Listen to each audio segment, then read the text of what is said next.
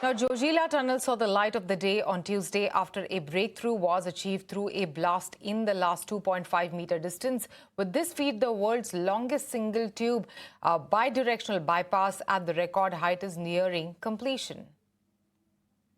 Times Network's Priyank gets us a ground report from the ambitious infrastructure project, Jojila Pass.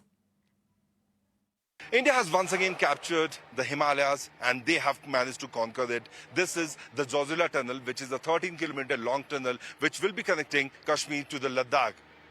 Over the period of many years, the Kashmiris had to go for 4.5 hours to actually reach Ladakh. Now this distance will be covered in a few minutes of time period.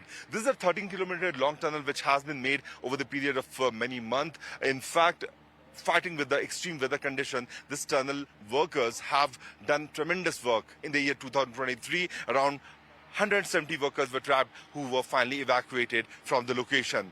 Strategically also this is very important because the Kashmir to Ladakh distance will be covered in a short span of time, and then the troop movement would be more easy. This is a tunnel which has fought the extreme weather condition.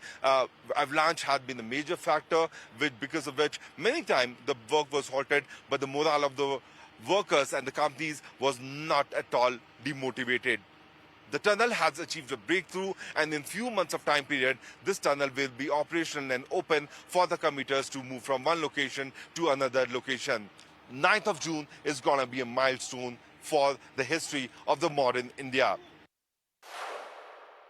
मुझे इस बात की खुशी है कि इसमें काम करने वाले 80% जो मजदूर थे जिन्होंने इस बनाने में योगदान दिया है वो इसी क्षेत्र को बिलोंग करते हैं।